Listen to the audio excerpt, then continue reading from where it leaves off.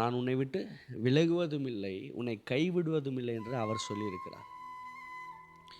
400 வருஷத்துக்கு முன்னாடி ஆபிரகாமுக்கு ஒரு கமிட்மெண்ட் பண்ணுறாரு. என்னென்னா 400 இயர்ஸ்க்கு அப்புறம் உன்னுடைய தேசத்தார் இங்கே தான் அடிமைகளாக இருக்க போகிறாங்க. அந்த அடிமைத்தனத்துக்கு பிற்பாடு அவர்கள் கிளம்பி வருவாங்க அப்படின்னு சொல்கிறார். அதே போல் சூழ்நிலைகள் எல்லாம் மாறுகிறது, நிலைமைகள் எல்லாம் மாறுகிறது. இவர்களும் போய் அடிமைத்தனத்துக்குள்ளே போய் மாட்டுறாங்க. 400 வருஷம் கஷ்டப்படுறாங்க. அவளுடைய கூக்குரல் வானம் வரைக்கும் எட்டுச்சுன்னு வசனம் சொல்லுது. அப்படி கஷ்டப்படுறாங்க. ஆனால் எனக்கு அதில் ரொம்ப பியூட்டி என்ன தெரியுமா? ஆண்டவர் 400 வருஷம் கழித்து அவன் விடுவிப்பாங்கன்னு சொன்னது எனக்கு பெருசாக தெரியல. ஆனால் 400 வருஷம் கழித்து அவன் எப்படி புறப்படுவான்னு சொன்னார் பாருங்கள். பொருள்களுடனே புறப்பட்டு வருவார்.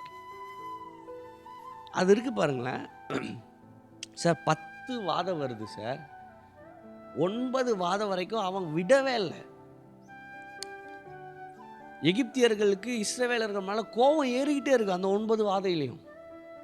ஆனால் 10வது வாதம் நடந்த உடனே அவன் தானா முன் வந்து, எப்பா தயவு செஞ்சு நீங்கள் இங்கே இருக்காதீங்க, இந்தா என் தங்கத்தை தரேன், என் வெளியே தரேன், நீ தயவு செஞ்சு இந்த ஊரை விட்டு கிளம்புனா போதும்ன்ற நிலைமைக்கு அவன் வரான். என்ன தெரியுமா சொல்ல வரேன் சார்?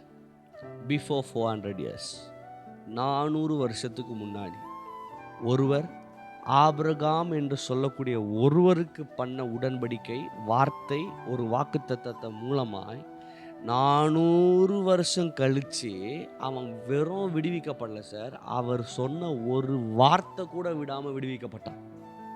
நான் உங்களை பார்த்து சொல்கிறேன், அவர் சொன்ன வார்த்தையே உங்களை விட்டு விலகாமல், அது சொன்ன வார்த்தையை செஞ்சு முடிக்காமல் அது திரும்பலைன்னா அவர் எப்படி சார் உங்களை விடுவார்?